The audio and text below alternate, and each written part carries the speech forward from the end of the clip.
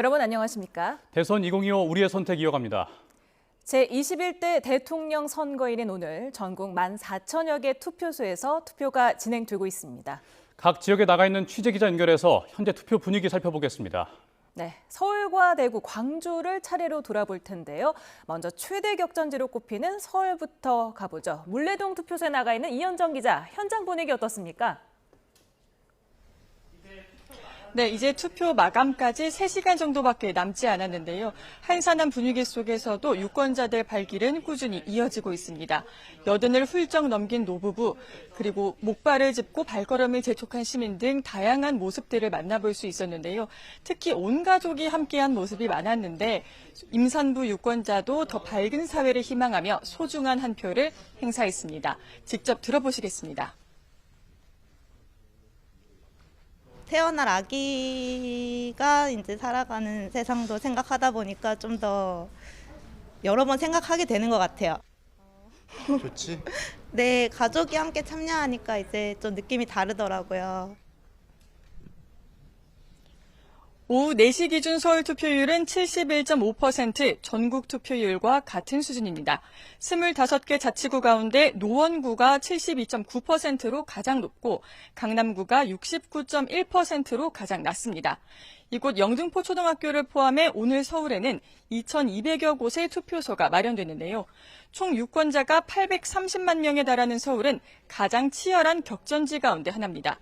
지난주 진행된 서울 사전 투표율은 34.3%로 전국 평균 34.7%와 비슷했는데 오늘 최종 투표율이 어떻게 나올지 관심입니다. 오늘 투표 시간은 오후 8시까지인데요.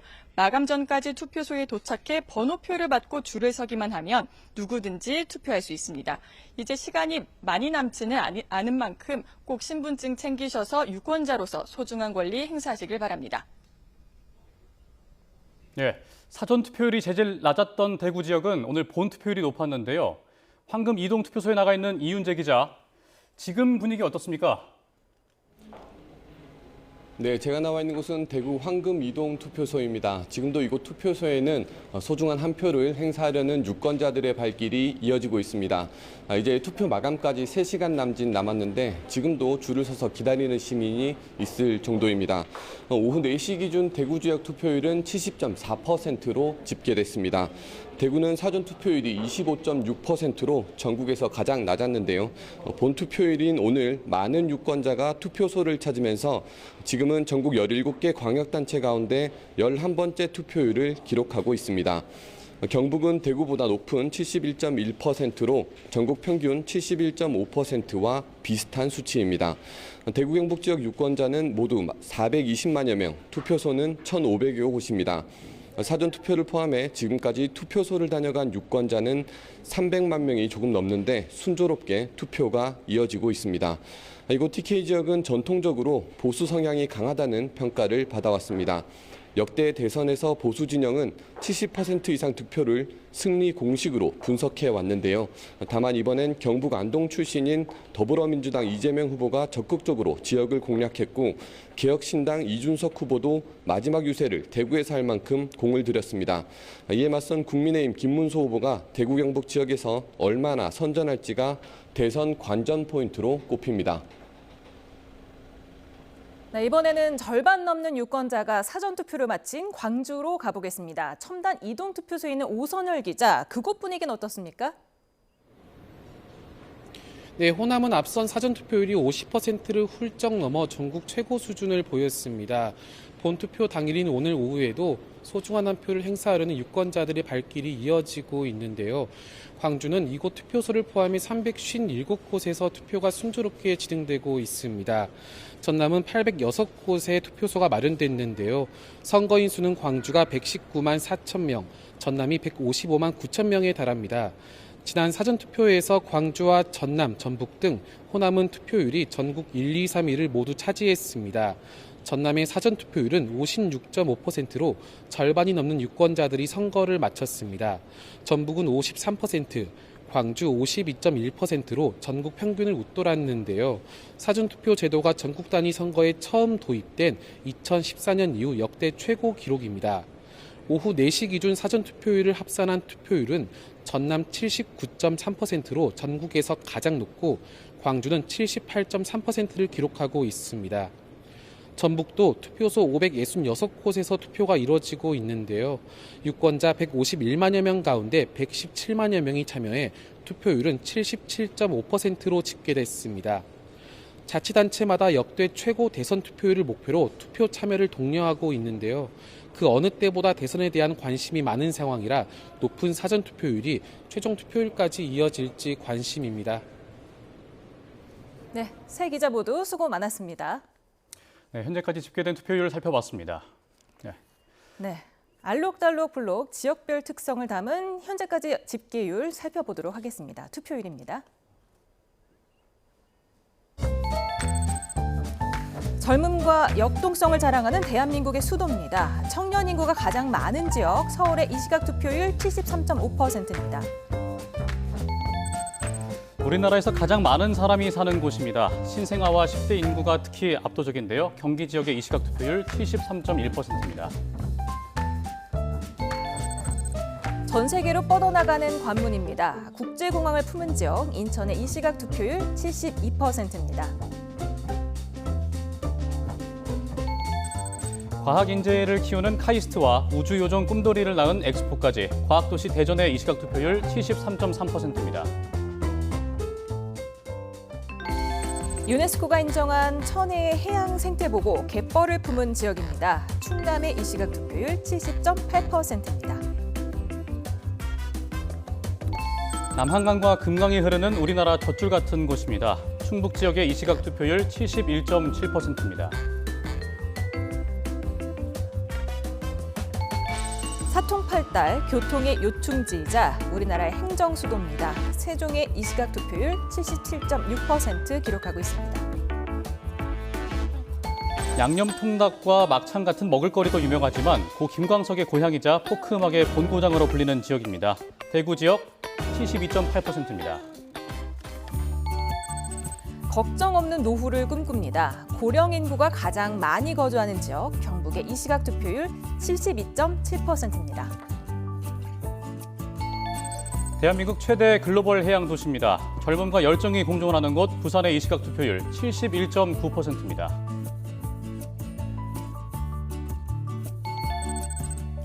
세계 최대 규모의 자동차 단일 공장을 자랑합니다. 산업과 자연이 어우러진 지역, 울산의 이 시각 투표율 73.3%입니다. 5대 우주 강국을 향한 발걸음 이곳에서 시작됩니다. 우주항공청에서 대한민국 꿈을 쏘아 올립니다.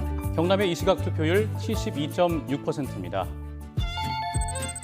우리나라에서 처음 노벨 문학상을 탄 한강 작가, 그 이야기의 출발은 이곳이었습니다. 광주 이 시각 투표율 79.7%입니다. 대한민국에서 농지 면적이 가장 넓은 지역입니다. 풍성한 수확, 윤택한 삶을 기대합니다. 전남 지역의 투표율 80.7%입니다.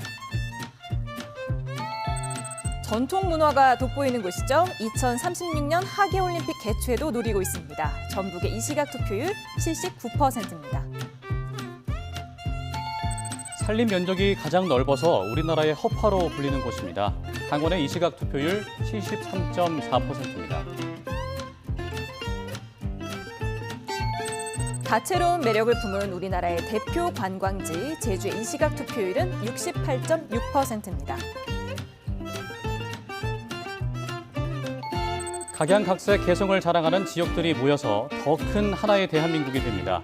전국 이 시각 투표율 73.5%입니다.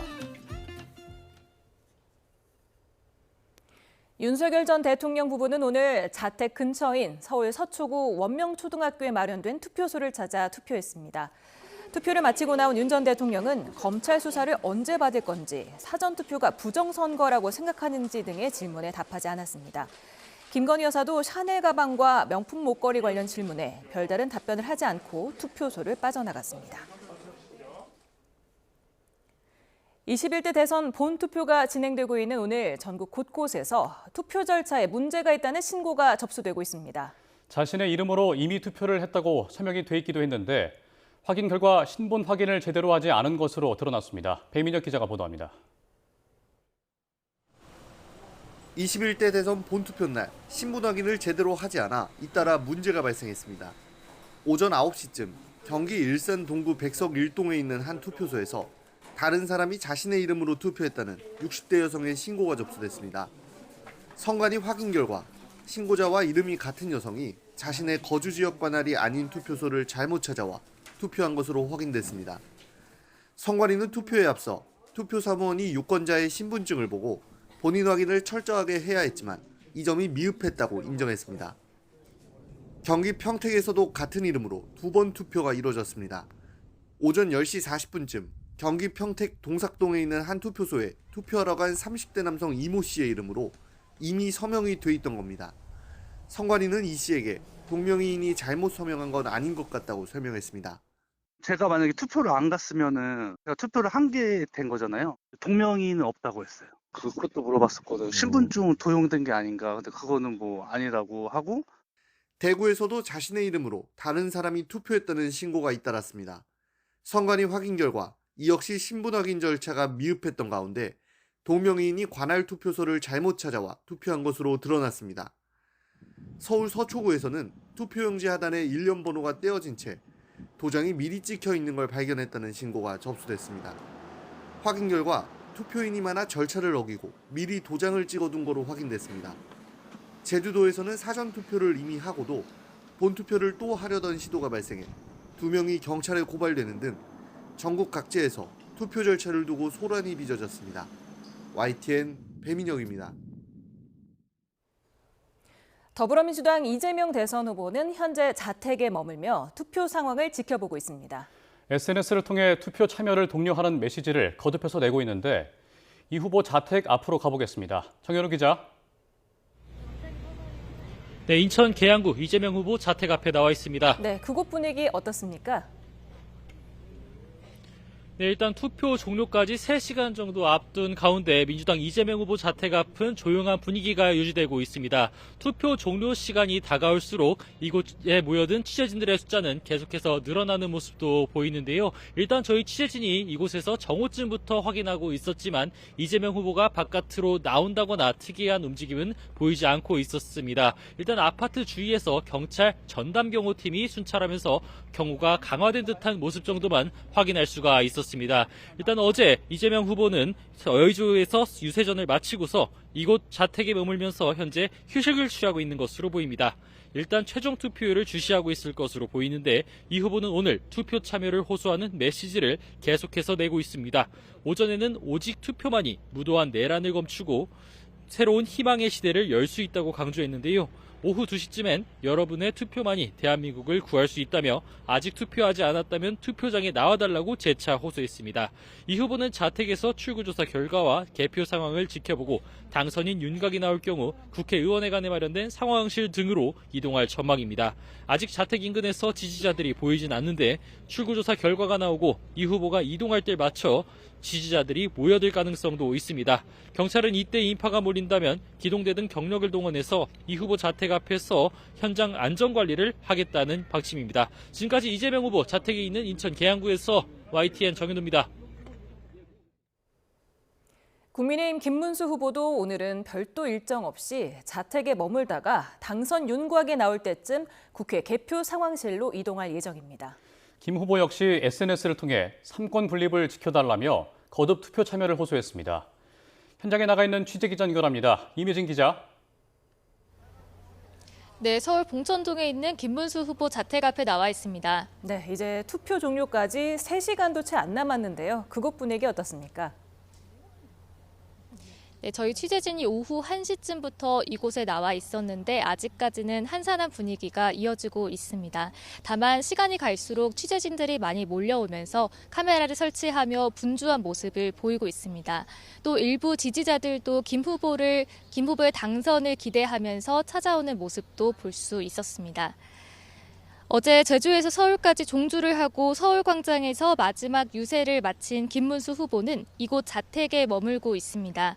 김 후보는 오늘도 별도의 공식 일정 없이 자택에서 휴식을 취하면서 투표율 추이를 지켜볼 것으로 보입니다. 김 후보는 앞서 사전투표를 마쳤고 아내인 설란영 여사는 조금 전인 오후 3시 반쯤 투표를 한 뒤 주민들과 사진을 찍고 인사를 나누기도 했습니다. 김 후보는 오늘 SNS에 삼권 분립을 지켜달라는 등 여러 차례 투표 차별을 호소하는 메시지를 내기도 했는데요. 국민이 거짓을 심판하는 날이라며 괴물 독재 국가를 막아내고 진정한 국민 통합의 길을 걷겠다고 강조했습니다. 김 후보는 저녁 8시 투표가 종료된 뒤 출구조사 결과 등을 지켜보다가 당선인 윤곽이 나올 때쯤 국회 도서관 대강당에 마련된 상황실로 이동할 계획입니다. 김 후보가 상황실로 이동할 때쯤엔 지지자들이 몰릴 가능성도 있어 보이는데요. 경찰은 지지자들이 몰려 혼잡한 상황이 발생할 경우 경비 인력을 배치해 현장 안전 관리를 하겠다는 계획입니다. 지금까지 김문수 후보 자택이 있는 서울 봉천동에서 YTN 임혜진입니다. 새 대통령은 내일 용산 대통령실로 출근해서 첫 기자회견을 열고 총리와 대통령실 고위 참모진 인선부터 발표할 것으로 보입니다. 윤석열 정부의 대통령실은 3년 1개월 만에 완전히 문을 닫고 역사 속으로 사라지게 됐습니다. 취재기자 연결해서 알아봅니다. 신윤정 기자. 네, 용산 대통령실입니다. 네, 대통령실은 새 대통령 맞이를 어떻게 준비하고 있는지 전해주시죠. 네, 새 대통령은 당선이 확정된 뒤 내일부터 이곳 대통령실에서 업무를 시작하게 되는데요. 후보에 따라 집무실 이전 계획을 내놓은 경우도 있지만 당장 업무를 보려면 용산 대통령실을 찾을 수밖에 없는 상황이기 때문입니다. 이에 따라 새 대통령은 내일 오후 1층 브리핑룸에서 기자회견을 열고 총리와 대통령실 참모진 인사 등을 우선 발표할 가능성이 큽니다. 인수위 기간 없이 당선 확정 뒤 곧바로 업무를 시작하는 만큼 대통령실은 국정 운영에 필요한 보안 통신망과 상황실 등 시스템 점검과 내부 시설 점검도 마무리한 것으로 알려졌습니다. 새 정부로의 마지막 인수인계는 대통령실 살림을 맡아온 총무비서관이 하게 됩니다. 윤재순 총무비서관은 내일 비서관실별 인수인계서를 전달하고 새 정부 인사들을 대통령실로 안내하는 역할을 할 예정입니다. 국가안보실도 새 정부 출범 초기 국가안보에 공백이 있어서는 안 되는 만큼 군 출신 인사 등 실무 직원들은 새 정부 인사가 날 때까지 남습니다. 지난 2022년 5월 10일 윤 전 대통령 임기 시작과 함께 문을 열었던 용산 대통령실은 지난 정부 흔적을 모두 지우고 새 주인을 기다리고 있습니다. 대통령실 청사 건물 전면에 5개 층 높이로 걸려있던 대표 문구, 다시 대한민국, 새로운 국민의 나라라는 대형 현수막도 철거된 상태입니다. 어제 마지막으로 출근했던 정진석 비서실장 등 고위 참모진과 실무 직원들은 내일 0시부터 면직되고 부처에서 파견된 일반직 공무원들도 내일부터 부처로 복귀합니다. 지금까지 용산 대통령실에서 YTN 신윤정입니다. 네, 아직 투표소 안 가신 분들 오늘 투표소 가기 전에 딱 1분만 주목해 주십시오. 뽑고 싶은 대통령 후보에게 안전하게 유효표를 던지는 방법, 대선 디저트가 정리했습니다.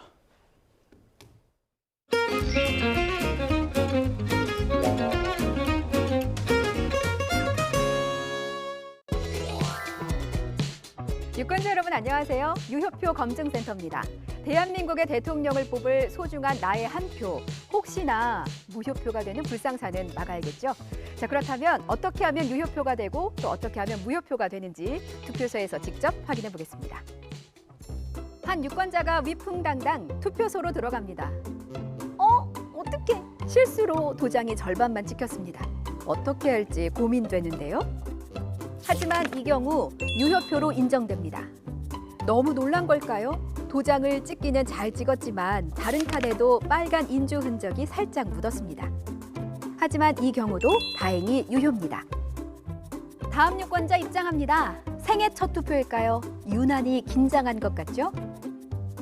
손이 떨려서 여백에 도장을 찍고 맙니다. 얼른 정신을 차리고 자신이 원하는 후보자 칸에 꼭 인주를 찍습니다. 이 경우 후보자란에 정상적으로 찍혀 있다면 역시 유효표로 인정됩니다. 자, 이번엔 어떨까요? 도장을 잘 찍은 뒤 반으로 접었는데 다른 후보자 칸에 옅게 번졌습니다. 다행히 유효표입니다. 그렇다면 무효가 되는 경우도 보겠습니다. 씩씩하게 들어가는 마지막 유권자. 두 칸에 걸쳐 도장이 찍혔습니다. 이건 볼 것도 없이 무효, 사표가 됩니다. 다른 도장이나 사인, 지문을 이용하는 것도 무효. 후보를 잘 찍어놓고 여백에 글자를 써도 어김없이 무효표가 됩니다. 이제 잘 아시겠죠? 민주주의의 꽃으로 불리는 선거. 오늘 배운 대로 소중한 한 표를 정성껏 행사합시다. 자, 이제 투표장으로 출발! 선거는 민주주의의 꽃이죠. 투표는 유권자의 축제이기도 합니다. 많은 분들이 투표를 하고 저희에게 인증샷과 메시지를 보내주셨습니다. 몇 개 소개를 해드리겠습니다. 네. 아기들과 투표를 완료했다면서 고사리 같은 아기 소원과 함께 투표 인증샷을 보내주신 분이 계시네요. 네, 우리 엄마 많이 아프신데 부축받고 투표하고 오셨습니다라고 0128님이 사진과 함께 보내주셨습니다. 네, 투표소 앞 바다 뷰로 인증사진을 찍었는데 잘 안 보이네요 라면서 네, 지금 바다와 함께 손에서 기표를 한 그런 사진을 보내주신 분이 계시네요. 네, 투표 인증샷 보냅니다라고 캐릭터에 도장을 찍어서 5267님이 보내주셨습니다. 네. 주권자로서 꼼꼼하게 새 대통령 뽑으시고 YTN 인증 메시지 추억도 쌓으면 좋겠죠. 이 뜻깊은 순간을 담은 투표 인증사진 샵 0240으로 문자를 보내주시면 되고요. 유권자 바람을 담은 메시지도 함께 보도해 주시면 저희가 중간중간 소개를 이렇게 해드리겠습니다. 네, 지난주 사전투표에서 1,542만여 명, 35% 가까운 유권자가 이미 투표를 마쳤습니다. 이에 따른 유불리를 놓고 정치권 해석이 분분한데요. 김주영 기자가 정리했습니다. 이번 대선에서 또 하나의 관전 포인트는 사전투표입니다. 지난주 이틀 동안 진행된 사전투표율은 34.7%로 역대 두 번째로 높았습니다. 지역별로는 전남과 전북, 광주광역시가 50% 넘는 투표율로 1, 2, 3위를 싹쓸이했습니다. 반면 대구광역시는 전국 17개 시도 가운데 유일하게 20%대로 최저 투표율을 기록했고 경남과 경북, 부산도 하위권에 머물렀습니다. 사전투표 첫날 역대 최고 투표율을 찍었지만 이튿날 투표용지가 반출되는 등 잡음이 생기면서 고공행진에 제동이 걸렸다는 분석도 나옵니다. 이런 사전투표 열기에 각 당은 저마다의 해석을 내놨습니다. 더불어민주당은 내란 심판에 의지가 담겼다고 강조한 반면 국민의힘은 이재명 후보를 향한 분노라고 목소리를 높였습니다. 아전인수격 해석과는 별개로 높은 사전투표율이 누구에게 유리하다고 말하긴 쉽지 않습니다. 지난 20대 대선을 볼까요? 사전투표율은 36.9% 역대 가장 높았습니다. 정치권 통념상 사전투표는 민주당 후보에 유리하다는 해석이 나왔지만 실제로는 국민의힘 윤석열 당시 후보의 승리로 마무리됐습니다. 지역별로 봐도 유불리를 단정하긴 어렵습니다. 본투표가 많았던 곳은 분홍색, 사전투표가 더 높은 곳은 보라색으로 표시했고 각 지역에서 승리한 후보의 사진도 넣었습니다. 본투표가 더 높았던 인천에서는 이재명 후보가, 사전투표가 더 높았던 강원과 경북에서는 윤석열 후보가 승리했습니다. 높은 투표율의 원인을 두고도 여러 분석이 이어지고 있습니다. 정치 양극화가 극대화되면서 양 진영이 총결집했다는 해석이 첫째입니다. 동시에 언제 어디서나 할 수 있는 편리한 사전투표가 정착됐다거나 징검다리 휴가를 만들 수 있는 휴일 상황 때문이라는 말도 있습니다. 이유가 무엇이든 높은 관심은 증명됐습니다. 오늘 투표는 저녁 8시까지로 긴 만큼 전체 투표율이 역대 최고치를 찍을지도 주목할 지점입니다. YTN 김주영입니다.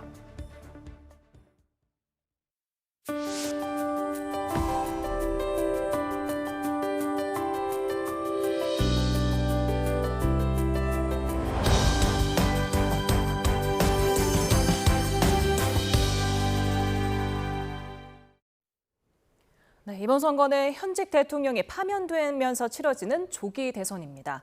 지난 4월 헌법재판소의 파면 결정 이후 60일 동안 숨가쁜 대선 레이스가 펼쳐졌고 그 사이 예기치 못한 변수들도 속출했죠. 네.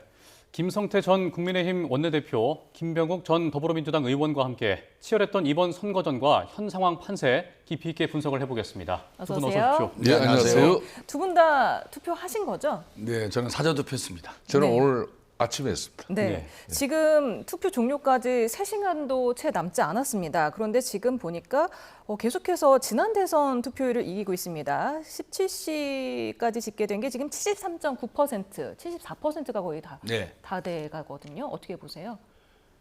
저는 80% 넘었으면 좋겠습니다. 이거는 어느 정당의 유불리, 어느 후보의 유불리를 떠나서 한나라의 대통령을 뽑는 선거에 많은 국민들이 참여하는 게 바람직하지 않겠어요?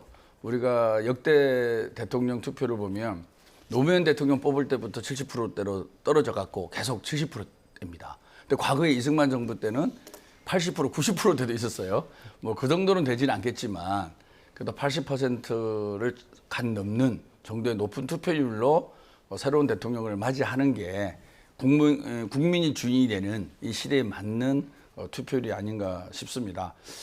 저는 아무래도 투표율이 높으면 우리 민주당에 좀 유리하지 않을까라는 생각을 합니다. 왜냐하면은 아까 앵커께서도 말씀하셨지만 내란과 비상계엄으로 인해서 생긴 대통령 선거 아니겠습니까? 그러면 아무래도 그 내란과 비상계엄에 대한 평가를 어떻게 하느냐 그 부분에 더 비중이 높을 수밖에 없는 거죠. 우리 야당의 독주에 대한 견제 심리가 일부 발동되는 걸로 알고 있는데 제가 아직 집권하지도 않았지 않습니까? 집권하지도 않았는데 그 견제 심리가 발동되리라는 기대를 할 수는 있는데 저는 아무래도 새로운 민주주의를 누가 더 잘 만들 수 있느냐 그리고 무너져 내리는 경제를 누가 더 빨리 회복할 수 있느냐 그 두 가지 관점에서 많은 국민들이 윤석열 정부 3년에 대한 냉혹한 평가 그리고 헌법을 무시한 내란에 대한 냉정한 투표로서 많은 국민들이 국민을 무시한 대통령은 국민들에게 심판을 받는다. 엄중한 평가를 받는다. 그런 투표로서 국민의 주권을 표시하는 그러한 행위로 지금 투표율이 올라가고 있지 않을까 생각하고 있습니다. 네, 마찬가지로 지금 투표 상황 어떻게 보십니까? 그렇습니다. 이제 오늘 사전투표 이틀 이후에 이제 오늘 본투표는 저녁 8시까지 하잖아요. 이제 앞으로 이제 3시간 거의 가까이 3시간 채 안 남은 건데 지금 추세 같으면은 보통 이게 특히 대통령 선거 투표 같은 경우는 시간당 보통 한 2%의 투표율을 이렇게 보통 보거든요.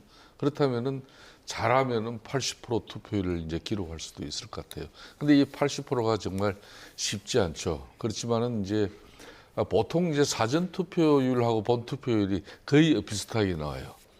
그런데 이제 지금 사전 투표 같은 경우는 34.7%니까 오늘 본 투표가 이제 사전 투표율보다 훨씬 높아진 거죠.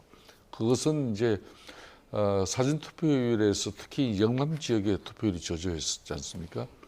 사전 투표 이튿날 채 될 때 물론 뭐 중앙선관위 사무원들 실수도 있고 또 아직까지 부실하고 또 미흡한 그런 선거 준비 부분도 있지만은 뭐 그런 부정도 선거에 대한 우려 그런 부분에 대해서 특히 영남권 유권자들이 본 투표를 통해서 자기 한 표를 행사하려고 하는 그 의지가 강했기 때문에 특히 영남권 유권자들이 오늘 많이 이제 결집되고 있죠. 이번 선거는 이제 앞으로 이제 뭐 3시간 후면 이제 결정이 나겠습니다만은 분명히 작년 12.3 비상계엄에 윤석열 전 대통령의 그 비상대권 그거는 잘못된 판단이었습니다. 당연히 이제 국민들 그런 염원을 담아서 국회 탄핵소추 의결이 이루어지고 또 헌재에서도 탄핵 심판 결정이 남으로써 이미 윤석열 전 대통령은 뭐 그 헌법에 의한 뭐 대통령의 지위를 잃은 사람이에요. 자, 그렇지만은 이제 그렇게 해서 윤석열 전 대통령과 또 작년 4월 총선을 통해서 절대 입법 권력을 또 부여한 국민들의 그 뜻을 외면하고 민주당 일당 그 중심의 그런 그 입법 권력에는 이재명 전 대표가 있었죠. 그런 지금 민주당 이재명 후보 중심의 그런 입법 권력이 절제되지 않은 가운데 입법 폭주를 했고 또 탄핵 남발을 하면서 또 예산도 또 일방적으로 날리면서 제대로 된 정상적인 정부 운영이 안 될 수밖에 없는 그런 막장으로 이렇게 치닫는 그런 이제 안타까움도 있었죠. 그렇기 때문에 그런 절대적인 입법 권력이 지금 민주당이 앞으로도 3년이나 남았는데 저 상태에서 저항적 또 대통령 권력 5년까지 또 국민들이 부여한다 그러면은 이미 지난번 이제 대법에서 파기환송 유죄 취지로 결정나니까 그때 민주당이 처한 중심의 입법 권력이 어떤 행위를 했습니까? 사법부를 삐뚤어 버렸어요. 그래서 이제 결론은 사법부도 이제 사실상 입법 행정부와 함께 상권이 그냥 다 위태로워진 그런 상태가 되면은 대한민국의 미래가 이제 참 위험해질 수 있다. 그런 측면에서 상당한 견제 심리가 발동된 이번 선거입니다. 그렇기 때문에 투표율도 높아지는 거죠. 뭐 이 결과에 대해서는 결국은 뭐 국민들의 뜻을 어느 진영이든 뭐 계몸이 소용할 수밖에 없습니다만은. 네. 두 분이 이번 대선의 최대 관전 포인트를 꼽는 게 있을까요? 뭘까요? 아무래도 저희 민주당은 내란 정식이죠. 네, 지금도 계속 지속되고 있는 내란을 어떻게 종식시킬 것이고 그 의지를 6월 3일 오늘 투표장에서 많은 국민들이 의견을 자기 뜻을 표시할 수 있게끔 그 통로를 만드는 역할을 저희가 한 거라고 해야 된다고 생각합니다. 저는 물론 이제 상권 분립도 좋고 견제도 좋은데요. 사실 견제의 핵심은 행정부에 대한 견제거든요. 근데 아직은 행정부가 더불어민주당이 아닙니다. 그리고 행정부와 입법부가 서로 견제를 할 수도 있는데 문제는 행정부가 일을 잘한다는 전제 하에서 견제를 하는 거지 않습니까?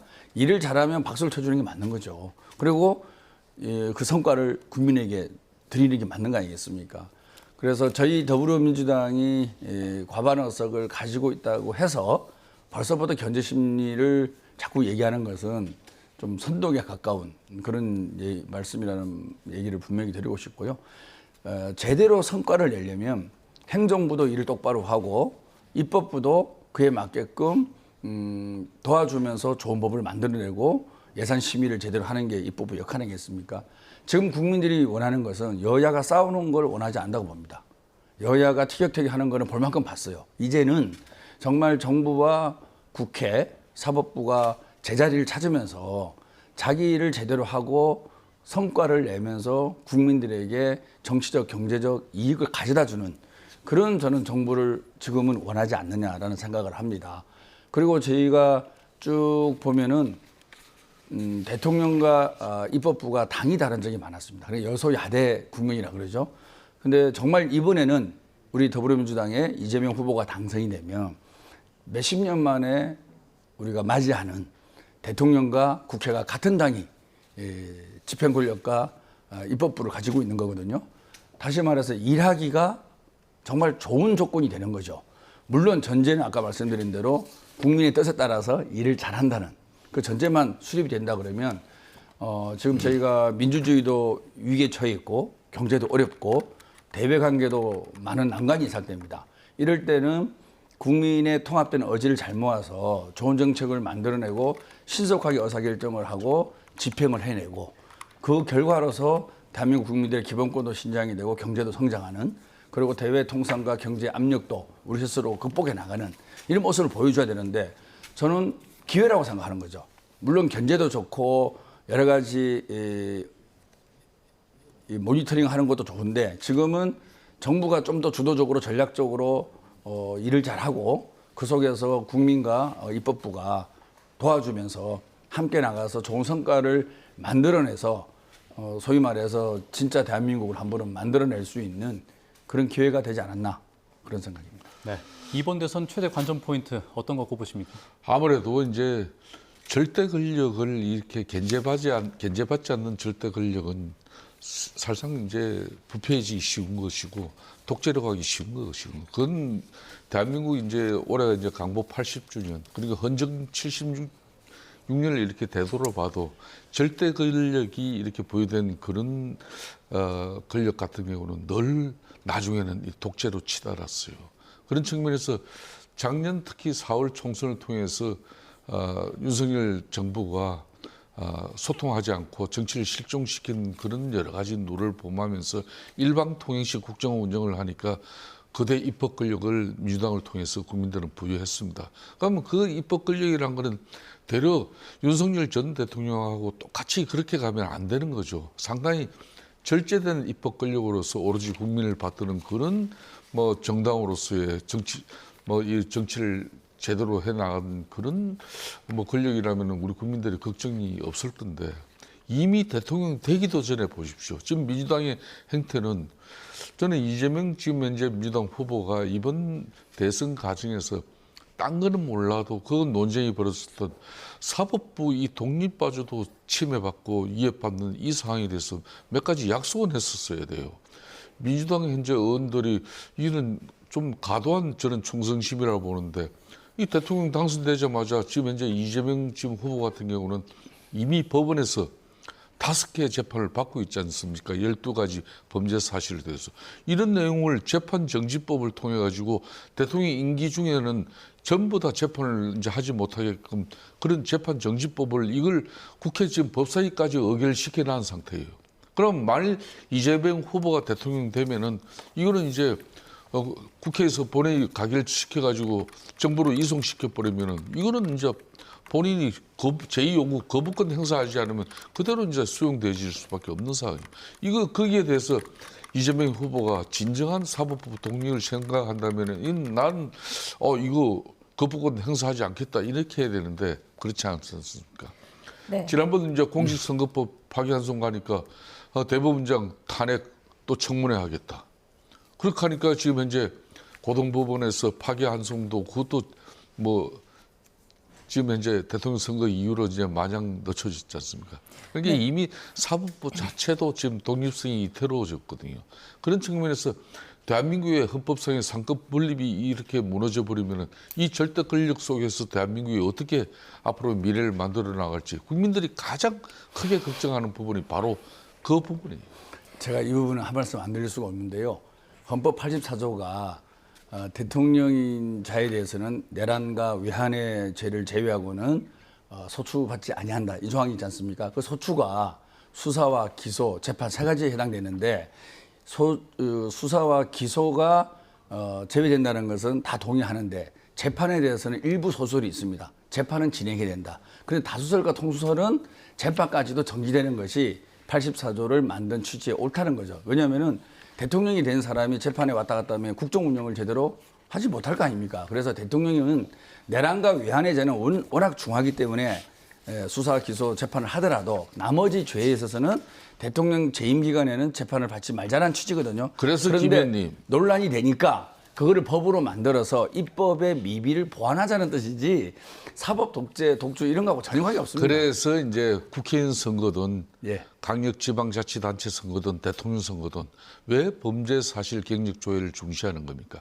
그러니까 이제 이런 공직자가 되기 위해 선출직 공직자가 되기 위해서는 그런 범죄 사실이 없는 정말 청렴한 도덕성을 갖춘 지도자야 국민들이 따를 수 있다는 거죠. 아직 무죄 판결이 안 났어요. 5개. 다 지금 무죄 또는 재판이 진행 중입니다.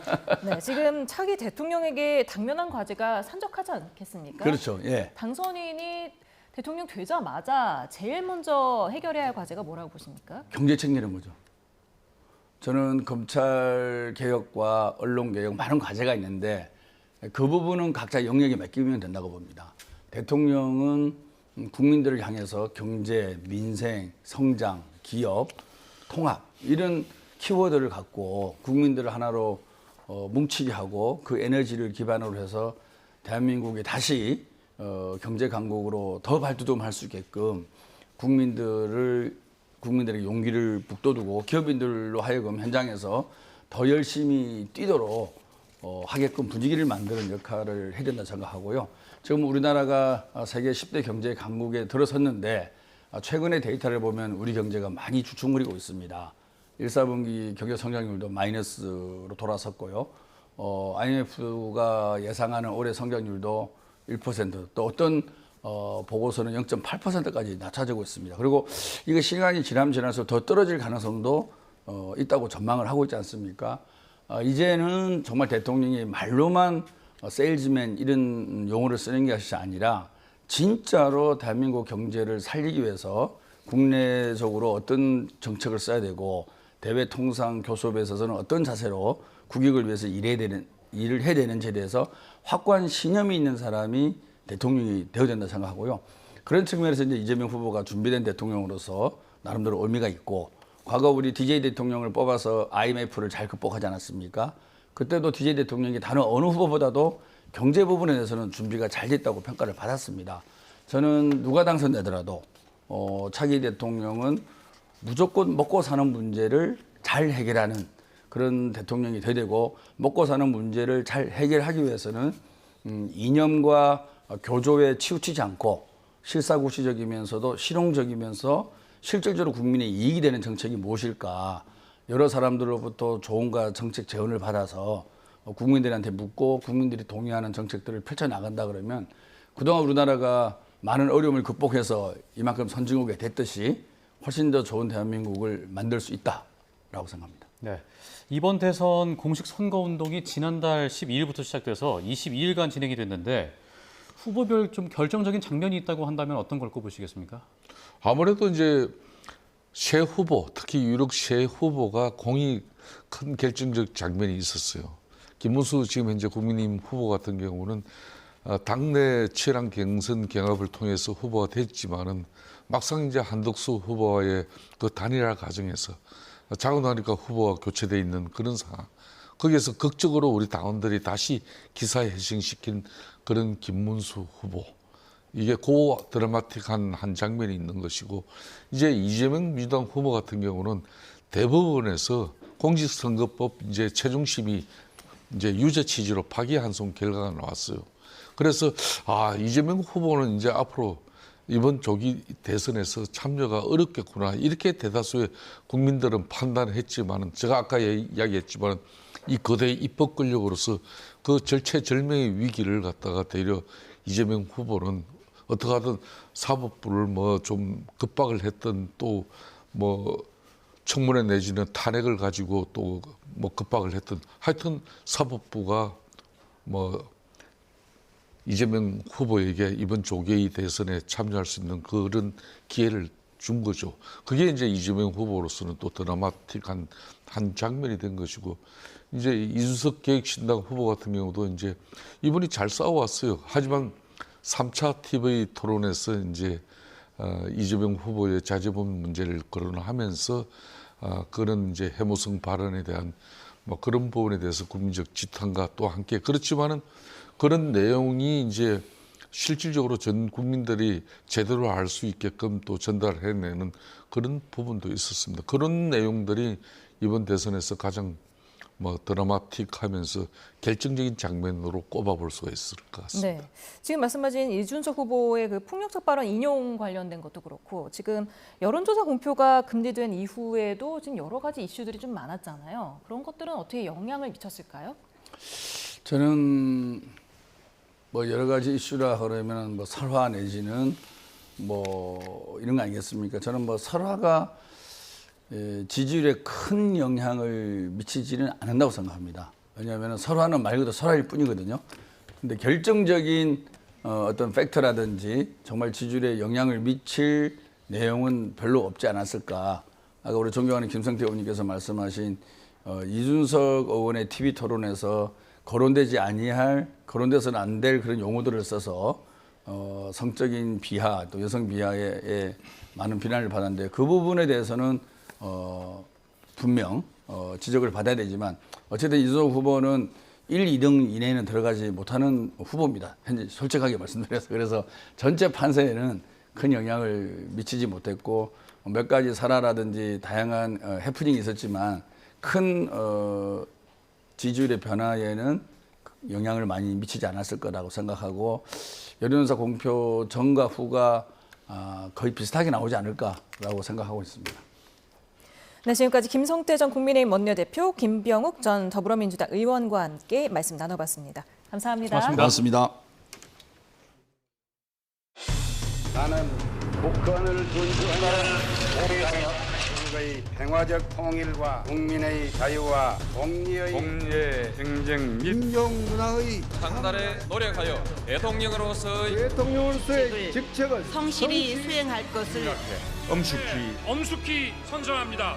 대통령 전두환 대한이 통일 독립 민주국가로 완전히 회복할 것입니다. 우리는 민족의 시련을 극복해야 합니다. 한 시각도 조국의 자유와 결의 번영을 위한 걸음을 멈출 수는 없습니다. 본인은 민주주의를 이 나라에 토착화하기 위하여 헌법 절차에 의한 평화적 정권 교체 전통을 민주개혁과 국민화합으로 이제 우리는 보통 사람들의 위대한 시대를 열어야 하는 것입니다. 민족 진운의 새 봄이 열리고 있습니다. 그것이 바로 신한국입니다. 갖고 있는 고난을 딛고 힘차게 전진합시다. 국난 극복의 새 도약의 새로운 시대를 여러분 같이 열어갑시다. 위기마저도 기회로 만들어낸 지혜가 있습니다. 이 지혜와 이 저력으로 오늘 우리에게 닥친 도전을 극복해 나갑시다. 한강의 기적을 넘어 한반도의 새로운 신화를 향해 우리 모두 함께 나아갑시다. 국민 모두가 함께 행복한 대한민국을 만드는데 저의 모든 것을 바치겠습니다. 나라를 나라답게 만드는 대통령이 되겠습니다. 구시대의 잘못된 관행과 과감히 결별하겠습니다. 대통령부터 새로워지겠습니다. 자유, 인권, 공정, 연대의 가치를 기반으로 국민이 진정한 주인인 나라, 위대한 국민 여러분과 함께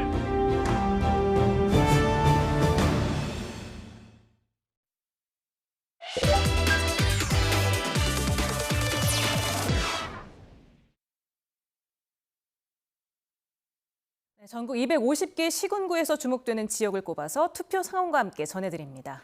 이곳 이슈 최하연 기자가 나와주시죠. 이곳 이슈입니다. 이 시각 전국 투표율 74% 정도 나타나고 있는데요. 이슈 지역구들 투표 상황 자세히 살펴보겠습니다.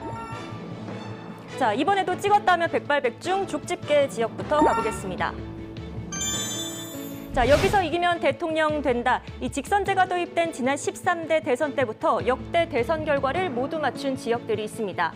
자, 여기 15곳이 표시되어 있는데요. 지난 13대 대선 때부터 19대 대선까지 7번의 결과를 모두 맞춘 지역입니다. 자, 그런데 지난 20대 대선 자, 두 후보가 0.73%포인트라는 초박빙 승부를 벌이면서 그 어느 때보다 결과를 예측하기 어려웠는데요. 이 결과까지 모두 맞춘 지역 이렇게 5곳입니다. 자, 어떤 곳들이 있는지 자세히 살펴보겠습니다.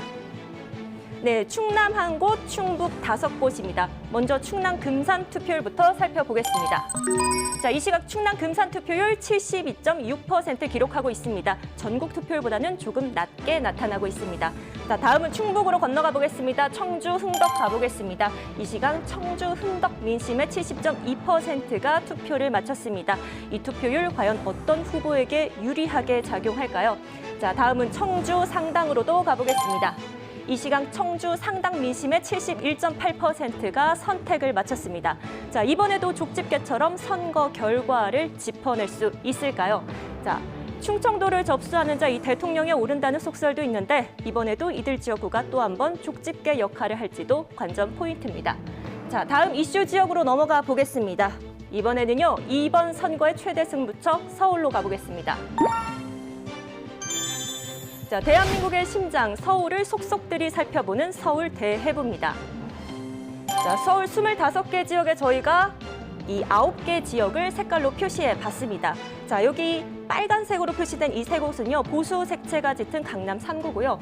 이 진보 성향이 강하다고 평가되는 세 곳은 이 파란색으로 표시했습니다.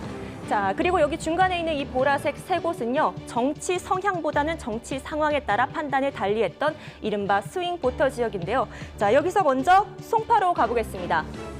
네, 서울 송파입니다. 서울 지역에서 유권자가 가장 많은 곳입니다. 이렇게 대단지 아파트를 중심으로 유권자 56만여 명이 모여 있는데요. 자, 이번에도 보수색이 강한 투표 결과를 보여줄까요? 서울 송파 이 시각 투표율 77.9%로 전국 투표율보다 높게 나타나고 있습니다. 자, 이번에는 진보 진영 텃밭으로도 가보겠습니다. 서울 노원으로 가보겠습니다. 자, 서울 노원은요, 서울 동부권에서 유권자가 가장 많은 곳입니다. 이 대치동, 목동과 함께 3대 학군지로 꼽히기도 하는데요. 자, 서울 노원, 이번에도 파란색으로 칠해질까요? 아니면 다른 색으로 바뀌게 될까요? 이 시각 서울 노원 투표율 75.5%로 전국 투표율보다 높게 나타나고 있습니다. 자, 이번 대선에서도 보수와 진보의 지역 구도가 변함없이 이어졌을까요? 결과가 궁금하시다면 YTN 대선 방송 우리의 선택과 계속 함께하시죠. 지금까지 이곳 이슈였습니다. 네, 제21대 대선 투표가 마감을 얼마 남겨두지 않고 있는데요. 지역별 투표 상황 어떤지 살펴보겠습니다. 네, 먼저 부산으로 가보겠습니다. 투표율이 다른 지역보다 조금 낮게 나왔지만 지난 20대 대선보다는 더 많은 유권자가 투표소를 찾았습니다. 투표소에 나가 있는 취재기자 연결합니다. 차상은 기자. 네, 부산 진구청 투표소에 나와 있습니다. 네, 투표 행렬 지금도 이어지고 있습니까? 네, 한때 수십 미터에 달했던 투표 행렬은 이제 보이지는 않습니다. 투표 마감 시간 안에 한 표를 행사하려는 유권자들의 발걸음이 꾸준히는 이어지고 있습니다. 오후 5시 기준으로 부산 지역의 투표율은 71.9%입니다. 유권자 286만 5천여 명 가운데 205만 9천여 명이 투표를 마쳤습니다.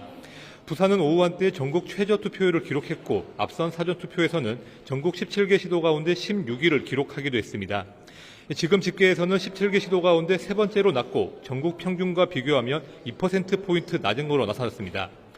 그래도 지난 2022년 20대 대선의 같은 시간대보다는 0.56%포인트 높습니다. 보수 성향 유권자들이 사전투표 대신에 본투표에 나서는 경향이 예상되기도 했는데요. 얼마 남지 않은 마감 시간 내로 얼마나 많은 유권자가 투표소를 찾을지 관심입니다. 부산은 선거 때마다 보수 민심이 상대적으로 강한 곳으로 분류돼 왔습니다. 하지만 비상계엄에 따른 대통령 탄핵으로 치러지는 이번 선거에서는 표심을 예상하기가 예전보다 쉽지 않다는 분석이 나옵니다. 이런 이유로 후보들은 부산 지역 맞춤형 공약을 통해 지역 경제를 살리겠다며 지지를 호소했고 보수와 진보 정당 모두 유세에 공을 들이는 모습도 보였습니다. 선택의 시간이 2시간 정도 남았습니다. 투표를 망설이고 있는 분도 계실 텐데요. 소중한 권리 꼭 행사하시기를 바랍니다. 지금까지 부산에서 YTN 차상입니다. 네, 이번에는 대전으로 가보겠습니다. 매번 선거 때마다 민심의 행방을 알 수 있는 캐스팅 보트 역할을 해왔던 곳이 바로 충청권이죠. 네, 현장에 나가 있는 취재기자 연결해 보겠습니다. 김기수 기자. 네, 대전 월평일동 제1투표소에 나와 있습니다. 네, 그곳 분위기도 전해주시죠. 네, 이곳에는 소중한 한 표를 행사하기 위한 발길이 이어지고 있습니다. 아이를 데리고 온 시민부터 나이가 지긋한 어르신까지 볼 수 있는데요. 한 시민은 몸은 피곤하지만 더 좋은 나라가 됐으면 하는 마음으로 투표장에 나왔다고 말합니다. 직접 들어보시죠. 복잡한 마음이에요. 복잡한 마음이고 좀 좋은 나라 됐으면 좋겠다라는 마음으로 피곤해도 투표하러 나왔습니다. 네. 오후 5시 기준 대전 투표율은 73.3%로 지난 20대 대선 73.2%보다 근소하게 높은 수치입니다. 세종은 77.6, 충남과 충북은 각각 70.8%와 71.9%를 기록하고 있습니다. 이 충청권 유권자는 모두 476만 명인데 선거 때마다 민심의 바로미터로 평가받고 있습니다. 지난 19대 대선에선 충청권이 선택한 후보가 당선됐고 20대 역시 세종을 제외하고 대전과 충남, 충북의 표심이 향한 후보가 승리했습니다. 이 충청권은 정치 성향이 어느 한쪽으로 쏠리지 않아 캐스팅 보트로 주목받고 있습니다. 이 때문에 여야 모두 표심을 잡기 위해 총력전을 펼쳐왔는데요. 이번 대선 충청권 표심은 어디로 향할지 관심이 쏠리고 있습니다. 지금까지 대전 월평일동 제1투표소에서 YTN 김기수입니다.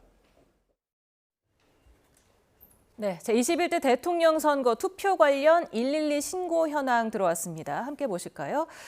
지금 112 신고가 전국에서 614건이 접수됐다는 속보가 들어왔네요. 지금 신고 유형이 투표 방해와 소란이 175건, 그리고 폭행이 3건, 교통 불편은 11건, 기타 오인 등 기타가 425건이 지금 집계됐습니다.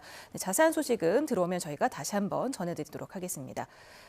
지금 지역별 투표소 상황 알아보고 있는데요. 이번에는 강원 지역 상황 알아보겠습니다. 강원 지역은 전통적인 보수 강세 지역이지만 이번 대선은 좀 다르다는 분석도 나옵니다. 네, 취재기자 연결해 보겠습니다. 지환 기자. 네, 강원도 춘천에 있는 투표소입니다. 예, 강원 지역 투표 상황도 알려주시죠. 네, 새벽에 문을 연 투표소 이제 문을 닫기까지 약 2시간 정도 남았습니다. 지금 저희가 있는 곳이 강원도 춘천 동면에 있는 투표소입니다. 면 지역에 있는 투표소인데요. 이 아파트 밀집 지역과 구도심 이 주택촌이 함께 섞여 있는 그런 곳이기도 합니다. 좀 보시죠. 오전까지는 굉장히 사람 많았는데 오후부터 다소 뜸해진 게 사실입니다. 그래도 계속해서 이 유권자들의 발길이 이어지고 있습니다. 앞서 강원 지역 사전투표율은 36.6%로 전국에서 5번째로 높았는데요. 사전투표를 포함해서 오후 5시 20분 기준 투표율은 73.4%입니다. 전국 평균보다 0.5%포인트 정도 낮습니다. 강원도의 경우 지난 3번의 대선 가운데 가장 최근인 20대 대선의 투표율이 76.1%로 가장 높았는데 과연 이번 21대 대선은 어떨지 관심입니다. 강원 지역 선거인 수는 132만 명이 조금 넘는데요. 전체 유권자 가운데 3%에 불과하지만 이 강원에서 승리한 후보가 대통령에 당선되는 경우가 많아서 대선 가늠자로 꼽힙니다. 사실 강원 지역은 직선제 개헌 이후에 치러진 8번의 대통령 선거에서 7차례나 보수 후보를 선택해 전통적인 보수 강세 지역으로 분류됩니다. 하지만 대통령 탄핵으로 인해 치러지는 이번 대선은 다소 다를 거라는 전망도 나옵니다. 보궐선거로 치러지는 만큼 본투표 시간이 이제 오후 8시로 연장됐습니다. 치열했던 이 정치권에 민심이 답을 보낼 시간 얼마 남지 않았습니다. 내일의 대한민국을 위해서 소중한 한 표 꼭 행사하시기 바랍니다. 이제 2시간 뒤인 오후 8시 투표가 마감되면 강원 지역 664곳의 투표소 투표함은 투입구를 봉쇄한 후 봉인됩니다. 그리고 경찰이 호송해 시군마다 한 곳씩 마련된 개표소로 이송할 예정입니다. 지금까지 강원도 춘천에서 YTN 지환입니다. 네, 이번에는 중앙선거관리위원회에 나가 있는 취재기자 연결해서 전국 투표율 알아보겠습니다. 홍민기 기자. 네, 중앙선거관리위원회 상황실에 나와 있습니다. 네, 현재 전국 투표 상황 전해주시죠. 네, 이곳 선관위 상황판에 적힌 실시간 투표율 조금 전 75%를 넘어섰습니다. 오후 5시 기준 투표율은 73.9%를 기록했는데요. 같은 시간대 지난 20대 대선 투표율 73.6%보다 조금 더 높은 수치입니다. 이 시간대별로 역대 최고 시간대별 투표율이 계속해서 이어지고 있습니다. 그런 만큼 이번 대선에선 최종 투표율이 얼마나 될지도 관심입니다. 이런 열기가 계속 이어진다면 지난 19대 대선 투표율 77.2%를 넘어 80%까지 바라볼 수 있다는 전망도 나옵니다. 대선 투표율이 80%를 넘은 건 지난 1997년 치러진 제15대 대선이 마지막이었습니다. 다만 사전투표 과정에서 불거진 투표지 외부 반출 문제 등 관리 부실 논란도 해결해야 될 과제로 꼽히는데요. 노태학 중앙선관위원장은 선거의 투명성과 신뢰성 확보에 최우선 가치를 두고 있다며 한 분도 빠짐없이 투표장에 나와달라고 당부했습니다. 제주에서는 사전투표를 하고도 본투표에 또 참여하려 한 50대 남성 등 2명이 오늘 오전 고발되기도 했습니다. 저녁 8시까지 진행되는 투표가 끝나면 전국 254개 개표소에서 7만여 명이 참여한 가운데 개표 작업이 시작됩니다. 투표가 끝나는 시간 등을 고려하면 개표는 저녁 8시 반 이후부터 시작될 걸로 예상되는데요. 당선자 윤곽은 개표가 70%가량 진행된 뒤 나올 것으로 보이는데 이르면 오늘 자정쯤이 될 전망입니다.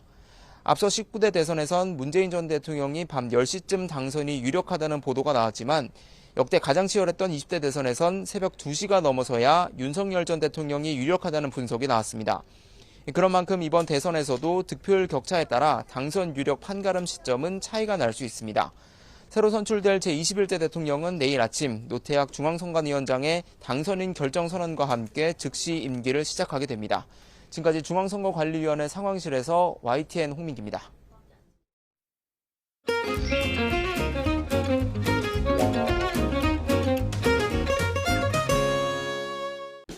11대 대통령을 뽑는 중요한 날입니다. 대통령은 권력의 정점이라 불릴 정도로 권한과 책임이 무거운데요.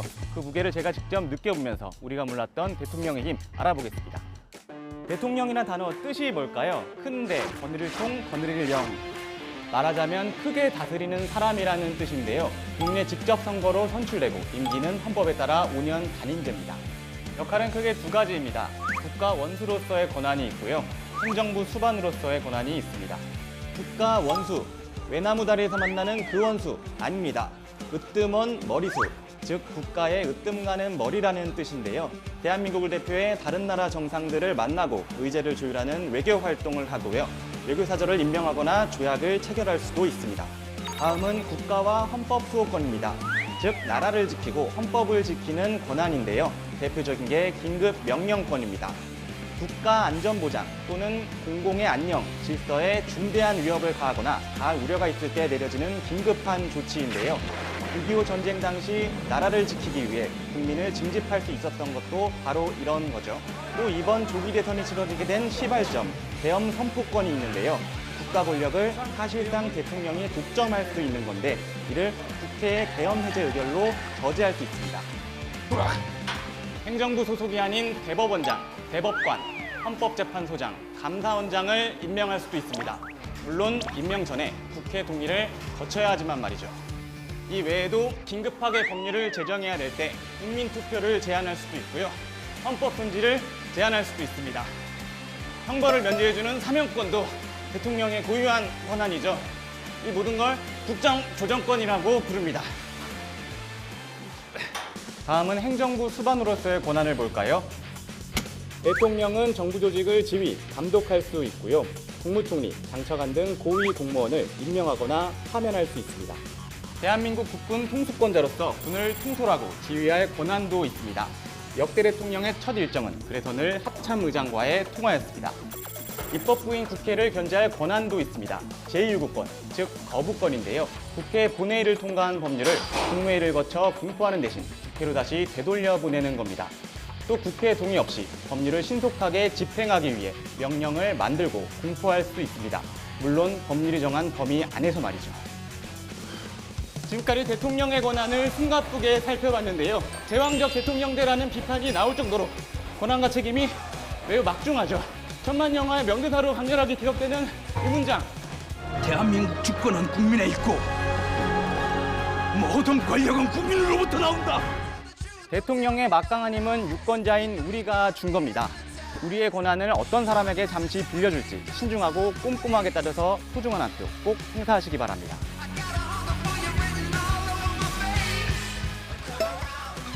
천만 영화의 명대사로 거느릴 영. 이게 쉽지 않네. 제안을 주고 있습니다. 와, 계속 까먹네. 힘드네.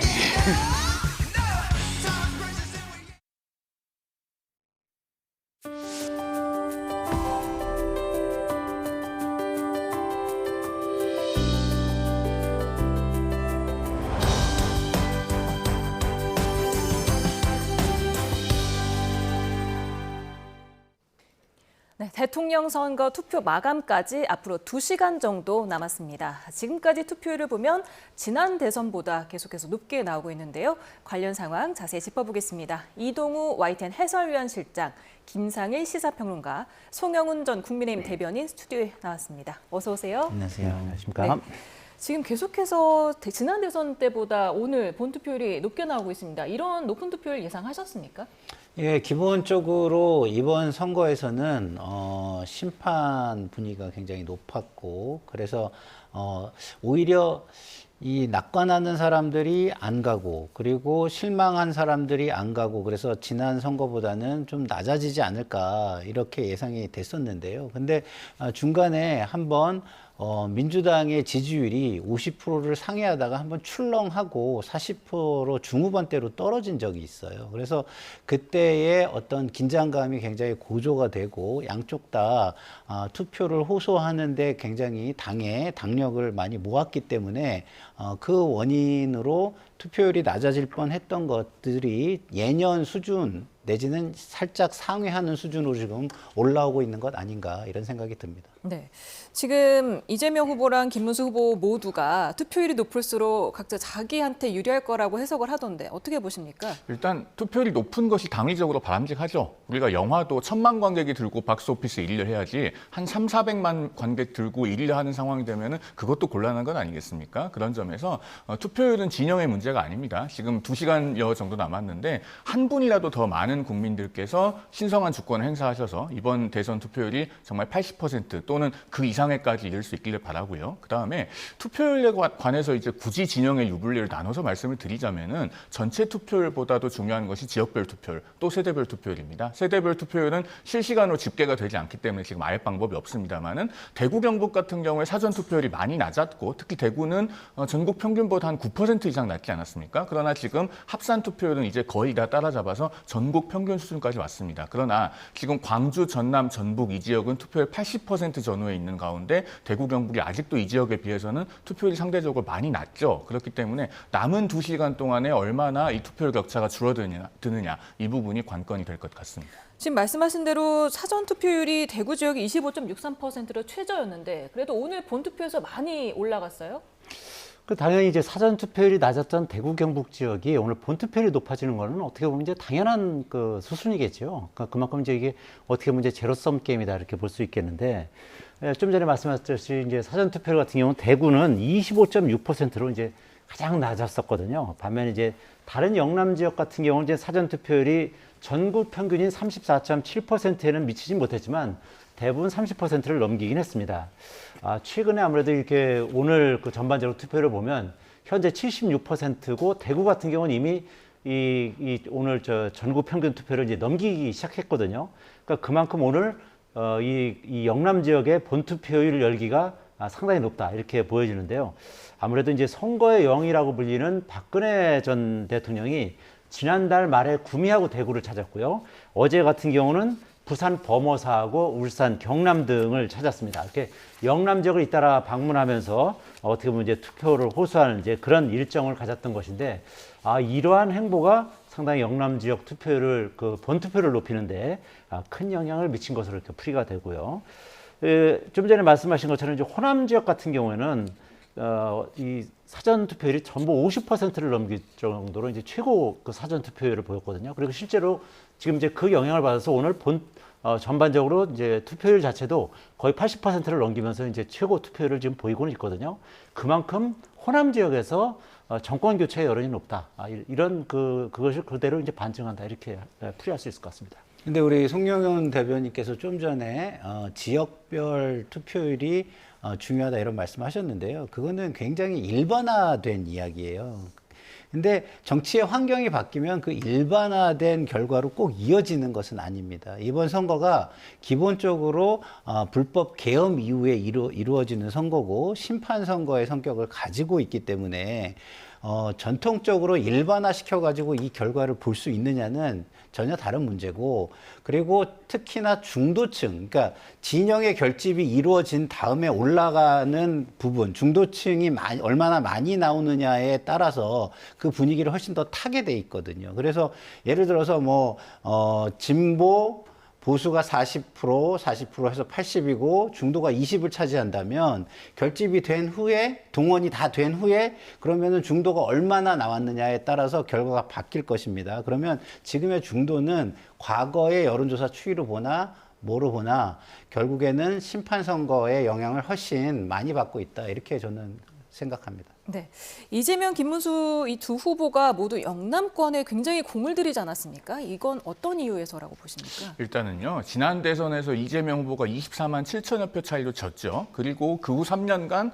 굉장히 절치부심해서 동진 전략 같은 것도 좀 구상을 한 것 같습니다. 지난 대선에서 이재명 후보가 대구에서 21.6%, 경북에서 23.8% 득표를 했잖아요. 그래서 선거운동 기간 초반에 굉장히 그 동진의 공세가 강했습니다. 그러다 보니 김문수 후보도 방어 차원의 차원에서 이 영남권의 상당 부분 일정을 할애할 수밖에 없었고 그러니까 첫 3일 동안 영남에 있었죠. 그리고 또 선거 3일 전에도 경북 동부 지역의 유세를 다녀왔었습니다.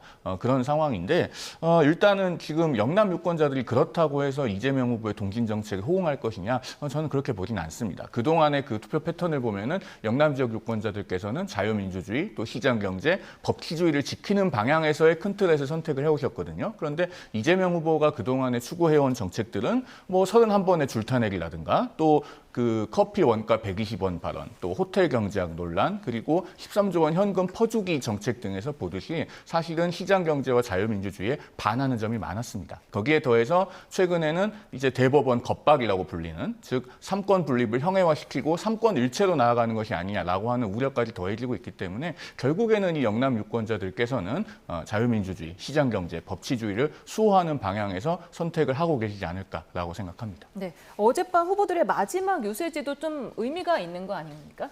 예, 그렇죠. 이제 전부 다 이제 상징적인 곳을 이제 선택을 했는데요. 민주당 이재명 후보 같은 경우는 여의도 광장을 마지막 유세지로 선택을 했는데요. 아시다시피 지난해 12월 3일 날 그 비상계엄 당시에 계엄 해제 요구 결의안이 통과된 것이 국회의사당 아니겠습니까? 그래서 국회의사당이 자리 잡고 있는 여의도 광장을 마지막 유세지로 선정한 것으로 보이고요. 또 게다가 윤석열 전 대통령의 그 탄핵을 촉구하는 시민 집회가 집중적으로 열린 곳도 바로 여의도 광장입니다. 그렇기 때문에 마지막 유세지로 선택한 것인데요. 이 후보는 어제 마지막 대선 유세에서 여의도는 그 내란의 어둠을 민주의 빛으로 몰아내는 역사의 현장이다, 이렇게 말하면서 빛의 혁명이 시작됐던 여의도에서 우리가 빛의 혁명을 완수할 것이다, 이렇게 강조를 했고요. 국민의힘 김문수 후보가 서울시청 앞을 마지막 유세지로 선택한 것은 서울시청이 대한민국의 중심지다, 이런 그 상징성을 고려하는 것으로 보입니다. 선대위 관계자는 서울시청은 시민들이 모이는 광장이고 약자들이 자신들의 억울함을 호소하는 공간이다, 이렇게 설명을 했고요. 또 광화문이라는 공간은 서울의 중심지로 직장인이 많은 만큼 미래를 꿈꾸는 젊은이들이 먹고 사는 문제도 함께 살피겠다는 그런 의미도 있다, 이렇게 강조하기도 했습니다. 개혁신당의 이준석 후보는 대구 수성못을 마지막 유세지로 정했는데요. 이건 아무래도 본인이 자신이 보수의 미래라, 이런 점을 강조하기 위한 그런 의도로 보이고요. 민주노동당 권영국 후보는 보신각에서 마지막 유세를 했는데요. 아시다시피 보신각은 새해 열릴 때마다 보신각 타종 행사를 하지 않습니까? 그렇기 때문에 이 타종 행사들을 하듯이 노동자를 위한 새로운 시작을 의미한다, 뭐 이렇게 풀이할 수 있을 것 같습니다. 네, 이번 대선의 최대 승부처는 결국 어디라고 보십니까? 최대 승부처는 아무래도 중도층이 많은 수도권이고 인구가 가장 많은 수도권이겠죠. 그리고 그 다음으로 본다면 그동안에 이 승부를 많이 지어줬던 스윙보터 지역인 충청권이 되지 않을까, 이런 생각이 듭니다. 그래서 이번 선거에서 유독 그 후보들이 심혈을 많이 기울인 지역이 또 수도권과 충청 지역인 것 같고요. 방문도 가장 많이 한 것 같고, 물론 이제 그 후보별로 전략적으로 또 한번 공략을 하고 싶은 지역을 많이 간 지역도 있습니다. 이재명 후보 같은 경우는 TK 지역을 아까 우리 송영훈 대변인 말씀하신 것처럼 많이 가서 이번에만큼은 어떤 진영을 더 확장하고 싶었던 그런 전략을 좀 구사한 부분이 있고요. 어쨌든 좀 전에 우리 송영훈 대변인께서 그 진영의 보루인 TK 지역은 자유민주주의와 법치주의를 중요하게 생각하기 때문에 이재명 후보를 찍지 않을 거다, 이렇게 말씀하셨는데, 자유민주주의와 법치를 가장 크게 훼손한 게 이번에 불법 계엄입니다. 법치와 헌정 질서를 완전히 무너뜨린 거 아니겠습니까? 이거보다 더 큰 법치의 유린이 어디 있으며 헌정 질서의 유린이 어디 있습니까? 그런데 보수의 어떤 가치를 상징하는 TK 유권자와 국민들이 그 정도의 의식 수준이 있을 거라고 생각하지 않는 것은 저는 약간의 착오가 될 수도 있겠다, 이런 생각이 듭니다.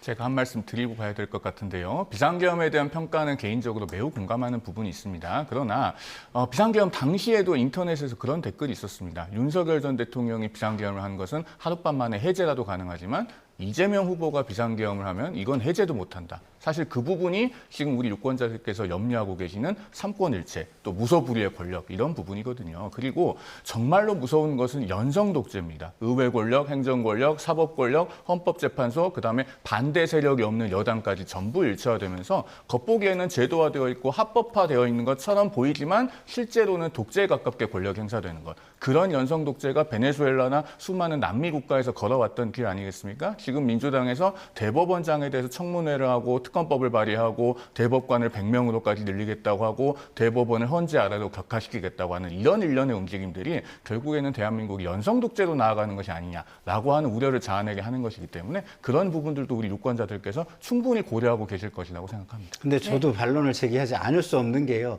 그게 우려잖아요. 우려고 미래입니다. 그리고 경고일 뿐이에요. 근데 이미 벌어진 일은 매듭을 짓지 않겠다 그러면서 우려에 대해서는 심판을 하겠다. 이런 논리가 저는 성립하는 논리인지 저는 알 수가 없고요. 그런 얘기를 들을 때마다 저는 마이너리티 리포트라는 탐 크루즈 영화가 생각이 나요. 국민의힘은 프리크라임 시스템을 도입을 한 것 같아요. 이미 벌어지지도 않은 건데 이건 벌어질 거야. 그러니까 심판해야 돼. 그럼 본인들이 심판하지 않고 있는 윤석열 그 전 대통령의 지금 모습과 잔존 세력은 어떻게 한단 말입니까, 도대체? 네, 최근 선거 결과를 살펴보면 정치 성향이 굳어진 기성세대와 달리 청년층은 역동적으로 변화했습니다. 특히 20대 남녀는 정치적 선호도가 극명하게 엇갈려서 캐스팅 보트 역할을 해왔는데요. 김혜린 기자가 살펴봤습니다. 2대 남과 2대 녀. 그러니까 20대 남녀가 선거 전면에 등장한 건 3년 전 지난 대선 때입니다. 문재인 정부의 페미니즘 정책과 미투 운동 등에 젊은 남성층의 반발이 높아지던 상황에서 이재명 당시 후보는 여성의 더 나은 삶을 보장하겠다는 정책을 내놨고 또 윤석열 당시 후보는 여성가족부 폐지를 대표 공약으로 내세우며 맞불을 놨습니다. 젠더 갈라치기가 공격적인 선거 전략이 된 겁니다. 당시 대선 전 여론조사에서 2대 남녀는 눈에 띄게 다른 선택을 했습니다. 남성은 국민의힘 지지세가 높았고 또 여성은 민주당의 호응도가 컸는데 실제 대선에서 20대 투표율은 71%로 높았습니다. 0.73%포인트 초박빙 승부였던 걸 기억하면 2대 남녀의 표심이 캐스팅보트 역할을 했다고 볼만합니다. 실제 지난해 총선에서 20대 남성 투표율은 또래 여성보다 한참 뒤지는데요. 국민의힘이 확 쪼그라든 원인으로 이 부분을 언급하는 분석도 있습니다. 자, 다시 대선입니다. 3년 전과 상황은 크게 다르지 않습니다. 계엄과 탄핵 국면에서 2대 남녀는 조금씩 다른 표정인데요. 이는 지지율 추이에서도 확인됩니다. 20대 남성의 민주당 지지율은 10%대, 또 20대 여성의 국민의힘 지지율 역시 10%대입니다. 18년 만에 여성 후보 없이 치러지는 이번 대선에서 주요 후보들은 10대 공약에 여성이나 성평등 관련 정책을 넣지 않는 등 조심하는 표정이 역력합니다. 스윙보터를 내 편으로 만드는 것도 중요하지만 동시대를 살아가는 또래 남녀를 통합하는 것도 정치권의 숙제일 것 같습니다. YTN 김혜린입니다. 네, 지금 여론조사 공표 금지 기간, 그러니까 이른바 깜깜이 기간에 여러 가지 이슈가 나오지 않았습니까? 이런 것들이 좀 선거에 영향을 미칠 거라고 보시는지요? 그렇죠. 깜깜이 기간 직전에 이준석 후보의 그 입에 담지 못할 토론의 발언이 있었고 또 여론조사 공표 금지 기간에 돌입한 다음에 유시민 전 노무현 재단 이사장의 설란영 씨 비하 발언이 있었습니다. 이런 것들이 지금 보이지 않는 가운데서 유권자들의 선택에 크게 영향을 미치고 있다고 저는 봅니다. 왜냐하면은 이런 선거 막판에 등장한 이슈들이 선거에 영향을 미치려면 유권자들이 그것이 내 일처럼 느껴져야 됩니다. 2004년에 그 정동영 열린우리당 의장의 노인 폄하 발언이 지상파 메인 뉴스에 보도된 것이 선거 정확히 2주 전이었습니다. 그런데 선거에 큰 영향을 미쳤던 것은 결국 그 당시 고령층 유권자들이 그 노인 폄하 발언을 내 일처럼 받아들였다는 것이거든요. 이준석 후보의 그 토론회에서 입에 담지 못할 발언을 실시간으로 시청한 많은 여성 유권자들이 압도적 불쾌감, 압도적 비호감을 경험했고 또 자녀를 둔 부모들, 특히나 미취학 아동, 초등학생, 청소년 자녀를 둔 부모들은 굉장한 당혹감을 느끼셨을 겁니다. 그런 부분 투표에 영향을 미치지 않을 수가 없고, 그 다음에 그 유시민 전 이사장의 이 설란영 씨 비하 발언은요, 그 설란영 씨가 1953년생입니다. 고도 성장기를 살아온 우리 어머니들의 삶이 어떻게 보면 거기에 응축되어 있다고 할 수 있거든요. 산업화 시대에는 그 14시간 내지는 16시간씩 근무해가면서 고도 성장의 역군이기도 했고, 혹은 그 고도 성장의 역군이 된 가장들을 뒷바라지하는 그런 어머니의 역할을 전념하기도 했습니다. 또 다른 한편으로는 그 시절에 원하지 않게 배움의 기회로부터 많이 소외되기도 했었고요. 또 많이 배워도 유리천장을 경험하고 자란 세대가 바로 그 세대입니다. 그런데 유시민 전 이사장이 이 진영을 대표하는 스피커 내지는 이데올로그 역할을 해왔음에도 불구하고 갈 수 없는 자리라고 하는 참 부적절한 표현을 썼죠. 많은 분들의 가슴에 대못을 박은 발언이라고 할 수 있고, 그런 부분들은 투표는 고도의 정서적 행위이기 때문에 막판 선택에 큰 영향을 미치고 있을 것으로 봅니다. 네. 지금 각 당도 판세 분석을 하고 있을 텐데요. 어떻게 보고 있을까요? 일단 민주당 같은 경우는요, 이재명 후보가 이제 여론조사 공표 금지 전에 각종 여론조사에서 계속 1위를 달려왔지 않습니까? 그런데 그런 그 상황이 이제 계속 이어지고 있다. 그 이후에 뭐 판세를 흔들 만한 뭐 대형 변수가 없었다. 뭐 이런 계산 속에 조심스럽게 승리를 낙관하는 분위기인데요. 다만 이제 막판에 보수 결집을 무시할 수 없다면서 여전히 3표가 부족하다. 이런 말을 되풀이하면서 결집을 호소하고 있는 그런 실정인데요. 여기서 3표가 부족하다 이런 말은 지난 2000년 그 16대 총선 그 경기도 광주 지역구 선거 사례를 얘기하는 건데요. 지금 민주당의 전신인 당시 새천년 민주당의 그 문학진 후보가 지금 국민의힘 전신인 한나라당 박혁규 후보에게 단 3표 차이로 진 적이 있습니다. 이를 반면교사 삼아야 된다, 뭐 이런 얘기인 건데요. 그래서 이제 문학진 후보 같은 경우 지금도 문세표라는 별명으로 지금 불리고 있죠.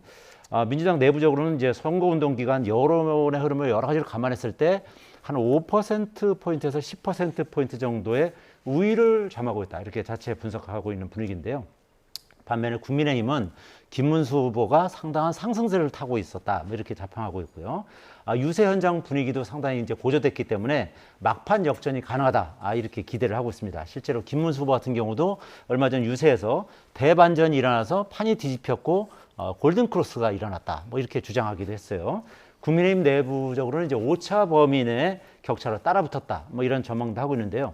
여론조사 전문가들 같은 경우는 전화 면접 여론조사에서 모름 또는 무응답으로 답변하는 5%에서 10% 정도를 샤이 보수라고 보고 있는데요.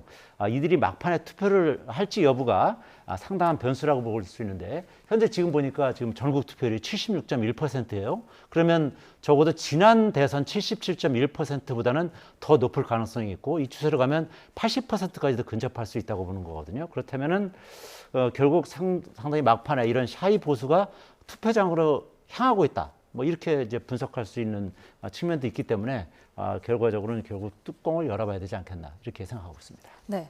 최종 당선인이 과반 득표를 할 수 있을까? 그리고 개혁신당 이준석 후보는 과연 몇 %를 득표할까? 이것도 관심인데요. 어떻게 보십니까? 저도 굉장히 관심입니다. 그게. 왜냐하면은 50%를 넘긴다는 것은요, 아무래도 남들한테 이야기하고 내 주장을 하기에 굉장히 명분이 되는 득표율입니다. 그래서 초기에 과반이 넘는다면, 50%가 넘는다면 아무래도 국정 동력이 상당히 강해질 것이다. 그리고 추진하는 어떤 정책에 상당히 힘을 실어줄 수 있는 득표율이다. 그런 차원에서 굉장히 중요한 것 같고요. 49%와 50%는 그런 의미에서 상징성이 굉장히 크다는 생각이 듭니다. 그렇지만 제가 그 기존의 여론조사나 이런 것들을 총합한 것들이나 이런 거를 보면은 저 개인적으로는 49에서 52 사이에서 민주당의 득표율이 저는 있을 것 같고요.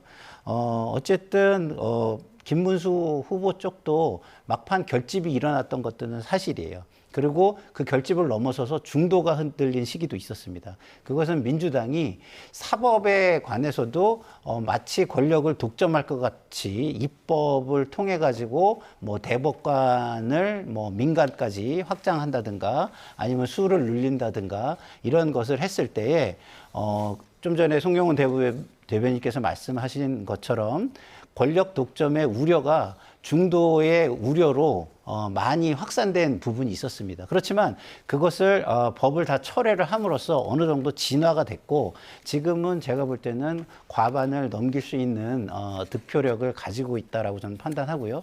이준석 후보 같은 경우는 1, 2차 토론회를 통해서 상당한 기대를 받았어요. 그래서 10%를 넘길 수 있겠다라고 생각을 저도 했는데 3차 토론회 때 그 어떤 기대감에 어떤 너무 과욕이 생겼는지 너무 의욕이 앞서는 바람에 국민들의 정서와 공감대를 넘어서는 발언을 통해서 그 지지세를 스스로 꺾은 거 아닌가 이런 생각이 들어서 10%를 개인적으로는 넘기기 쉽지 않겠다 이런 생각이 저는 듭니다. 제가 팩트체크 하나만 좀 하고 넘어가자면은 법안이 다 철회됐다고 조금 전에 우리 김상일 평론가께서 말씀해 주셨는데 다라는 표현은 쓴 적은 없습니다. 아니 다라고 하셨길래 제가 말씀드리는 거예요. 실제로는 다 철회가 안 됐고 이른바 김어준 대법관법이라고 불리는 비법조인도 대법관이 될 수 있도록 하는 박범계 의원 대표 발의 법원조직법 그 한 개만 철회가 됐고 100명으로 늘리는 장경태 의원안, 30명으로 늘리는 김용민 의원안 모두 다 철회가 안 됐습니다. 그리고 이재명 후보에 대해서 면소 판결이 가능하게 하는 공직선거법 개정안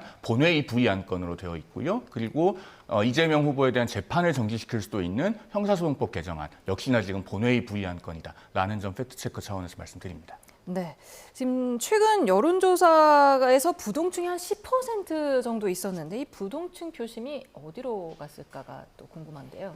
저는 부동층의 표심은요, 이번 선거가 그 비상 계엄에 의해서 그리고 내란 혐의를 지금 받고 있는 윤석열 대통령에 의해서 지금 만들어진 선거잖아요. 근데 김문수 후보가 그 윤석열 대통령의 그림자 밖으로 나오지를 못하고 있어요. 그래서 저는 이번 선거를 그림자 선거라고 개인적으로 규정을 합니다. 그러니까 김문수 후보하고 싸우는 게 아니라 윤석열 대통령의 그림자랑 지금 싸우고 있는 거예요. 그런 의미에서 볼 때 다른 많은 악재, 평상시 같았으면 대형 악재가 될 만한 것들이 별로 주목을 못 받고 있다라고 저는 생각을 해요. 그래서 결국에는 그 부동층도 시대를 넘어가기 위해 한 시대를 매듭을 지어야 하는, 우선 심판해야 될 것을 먼저 심판하는 그런 투표 행위로 이어지지 않을까라고 저는 생각을 하기 때문에 민주당의 상당히 다수가, 그 부동층의 다수가 표를 주게 될 것이다. 저는 그렇게 예측을 합니다. 네, 이번 대선 당선자 윤곽은 언제쯤 나올까요? 뭐 득표율 격차에서 따라서 이제 차이가 있을 수는 있겠지만 아무래도 오늘 자정쯤이면 당선자 윤곽이 나올 것으로 이렇게 예상이 되는데요. 이번 대선은 이제 윤석열 대통령 파면으로 실시되는 이제 보궐선거이기에 오늘 아시다시피 투표는 6시에 끝나는 게 아니라 저녁 8시까지 하게 되는 거 아니겠습니까? 방송 3사의 출구조사 결과는 밤 8시가 지나자마자 곧바로 공개가 됩니다. 출구조사에서 오차범위 밖에 격차가 이제 나고 또 실제 개표에서도 그렇게 진행될 경우에는 일찌감치 방송사들은 당선 유력 또는 당선 확실을 선언할 것으로 예상이 되고요. 지난 대선처럼 득표 차이가 이제 박빙일 경우에는 최종 그 결과는 새벽까지 나오지 않을 가능성도 있는데요. 0.73% 차이로 이제 지난 대선 승부가 났지 않습니까? 그래서 지난 대선 같은 경우는 윤석열 전 대통령의 당선 윤곽은 새벽 2시쯤에 나왔고요. 그 전 19대 대선에서는 밤 10시쯤에 문재인 전 대통령의 당선이 유력시 됐습니다. 그러니까 개표를 한 지 한 2시간 만에 결국 이제 당선 유력을 각 방송사가 이제 띄웠던 것인데요. 글쎄 오늘 같은 경우 이제 어느 정도 이 사전 아무래도 이제 각 방송사들이 출구조사를 하기 때문에 그 출구조사에서 어느 정도 격차가 나느냐에 따라서 그 당선 윤곽이 어느 정도 빨리 날 수 있을지 그 가늠자가 될 것으로 보입니다. 네, 지금 말씀하신 대로 투표가 종료되고 8시에 바로 출구조사 결과가 나오지 않습니까? 지난 한 역대 대선 9번 중에 8번을 이 출구조사가 마쳤더라고요. 근데 총선은 좀 빗나가는 경우가 있었는데 이번에는 어떨 것으로 보십니까? 대선처럼 이제 전 국민이 아는 후보를 대상으로 투표를 하는, 그리고 지역별로 대상이 다르지 않은 선거에서는 출구조사가 맞을 가능성이 대단히 높죠. 말씀하신 것처럼 역대 대선에서 출구조사들이 대체로 적중해 왔고, 특히 그 출구조사의 효시가 된다고 할 수 있는 1997년 대선에서 김대중 후보와 이회창 후보의 표차가 1.5% 차이였는데 당시 한국갤럽이 출구조사를 아주 정확히 맞추지 않았습니까? 그런 사례가 있고, 지난 대선에서도 0.73% 박빙의 선거였는데 결국에는 0.6% 정도 차이로 윤석열 후보가 이길 거라고 전망했던 출구조사가 정확하게 맞았습니다. 그런 점에서 아마 이번 대선에서도 출구조사 결과가 빗나가기는 대단히 어렵지 않을까 하는 생각이 듭니다. 네, 당선이 확정이 되면 인수위 없이 바로 내일 임기를 시작하는 거죠? 예, 그렇죠. 이번 대통령 선거에서 당선되는 대통령은 중앙선관위가 당선자 선언을 딱 하는 순간 바로 임기를 시작하게 됩니다. 선관위는 대통령 당선인 의결을 위한 전체 위원회 소집을 내일 오전 7시에서 9시 정도로 이제 예정을 하고 있거든요. 8년 전에 대선 당시 그 문재인 당시 대통령의 임기 개시 시점은 오전 8시 9분이었습니다. 그러니까 아마 내일도 아마 비슷하지 않을까 이렇게 예상이 되는데요. 대통령 권위에 따른 선거라는 점에서 정상적으로 치러지는 선거하고는 여러 면에서 이제 차이가 있는 것인데요. 60일간의 대통령직 인수위원회도 이번에는 없고요.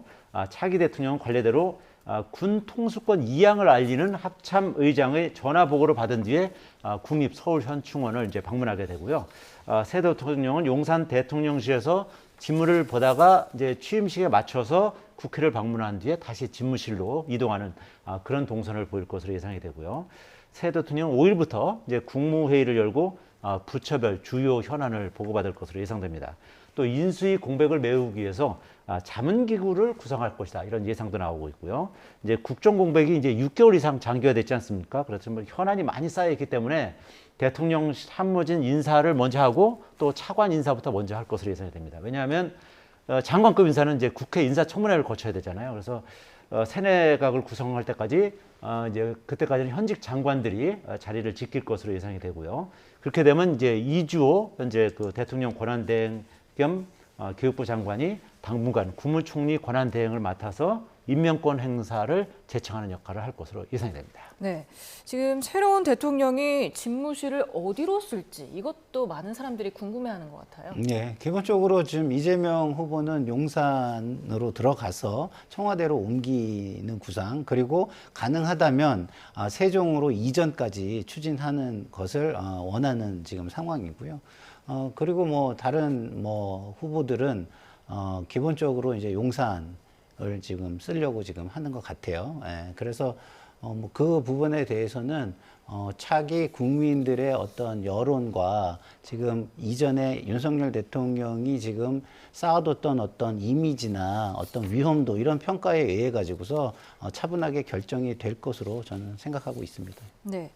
지금 차기 대통령에게 해결해야 될 과제가 정말 산적한데 제일 먼저 어떤 걸 해결해야 한다고 생각하십니까? 총론적으로는 이제 국론 분열을 딛고 국민 통합을 도모해야죠. 그 부분이 가장 큰 과제인데 한 단계 더 들어가면 이제 누가 당선되느냐에 따라서 좀 세부적인 1순위 과제가 다르다고 말씀드릴 수 있을 것 같습니다. 만약에 이제 김문수 후보가 당선이 되면은 당선이 된다고 하더라도 그 비상계엄과 관련된 또 주요 관련 인물 그리고 이런 부분들과의 단절 절연 또 올바른 평가 이런 부분들을 도외시하고 갈 수 없습니다. 취임 후에 일성으로 이런 부분들을 올바르게 정리를 해야 된다는 생각이 들고요. 그다음에 이재명 후보가 당선되면요. 역시 마찬가지로 헌법 질서를 수호하는 관점에서 취임 일성으로 분명하게 해두고 가야 될 부분이 있습니다. 어떤 것이냐면 결국에는 이재명 후보 본인 한 사람의 사법 리스크를 방탄하고 인위적으로 저지하기 위해서 각종의 위인설법들 또 사법부 겁박 내지는 그 삼권 분립을 파괴하는 행위들 이런 것들을 앞으로 본인이 집권했을 때 임기 중에 절대로 하지 않겠다. 또 민주당이 그런 것을 하도록 용인하지 않겠다라고 하는 부분을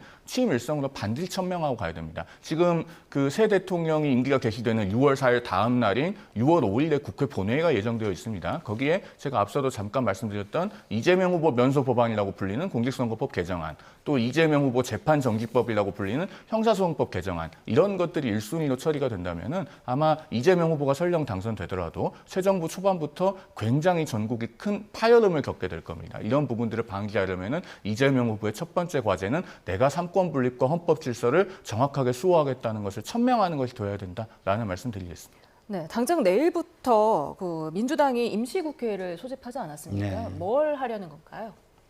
글쎄요, 저는 일단 기본적으로 지금 민생이 많이 흔들려 있고 그렇기 때문에 민생이라든가 어떤 국민 통합과 관련된 법안이라든가 이런 시급한 현안을 먼저 처리할 거라고 개인적으로 생각해요.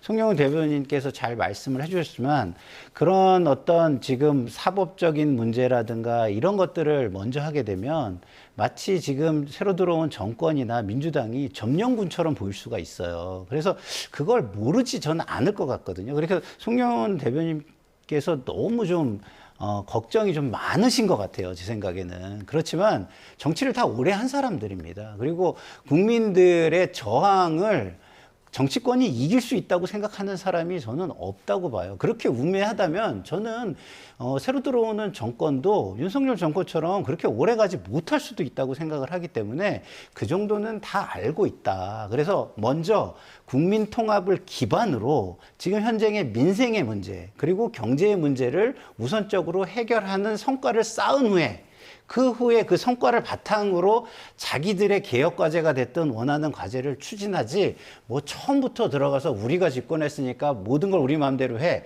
이런 우매한 사람들은 없을 것이다. 너무 걱정을 많이 하신다. 이런 말씀을 드리고 싶습니다. 마지막 10초만 말씀드리면은 그런 과제들을 일정하게 달성하고 나서라도 이재명 후보 면소법, 이재명 후보 재판 절차 정지법, 대법관 우겨넣기법 같은 것들은 하면 안 되는 겁니다.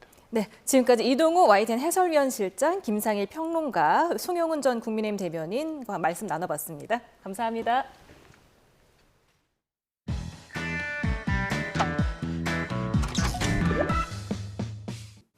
대통령 직선제를 택하지 노태우 민정당 대표위원은 6월 29일 대통령 직선제 개헌 등 시국 수습책을 담은 특별 선언을 발표했습니다.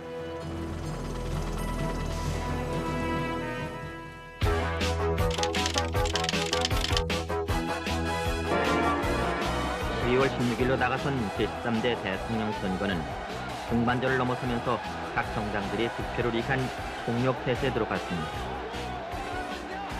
16년 만에 대통령을 직접 뽑게 된 국민들이 크게 호응을 보임에 따라서 유세장은 갈수록 그 열기가 뜨겁기만 합니다.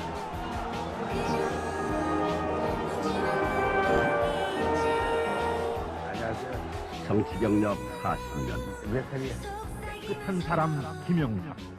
정직한 사람 김영삼. 그럼 경제통일 책임질 수 있어요. 좋지. 97년 15대 대선에서는 TV 토론이 처음으로 도입됐습니다. 토론 한번 잡아주시죠. 후보들은 발품을 들이지 않고 유권자들에게 얼굴과 정책을 알릴 수 있었습니다. 요즘 유세 현장에서는 흥겨운 로고송이 넘쳐 흐릅니다. 로고송은 분위기를 돋울 뿐만 아니라 자연스럽게 따라 부르면서 후보의 이미지를 기억하게 하는 데도 큰 역할을 합니다.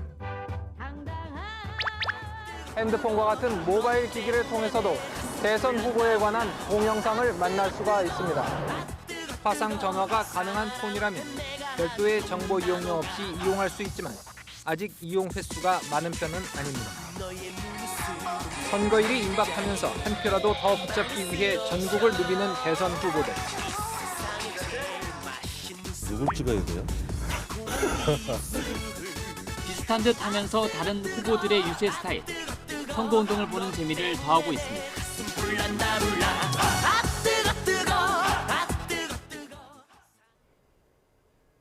네, 이제 투표 마감까지 1시간 반 정도 남았습니다. 아직 투표 못하신 분들 소중한 한 표 꼭 행사하시기 바랍니다. 대선 2025 우리의 선택 잠시 뒤에 이어집니다. 고맙습니다.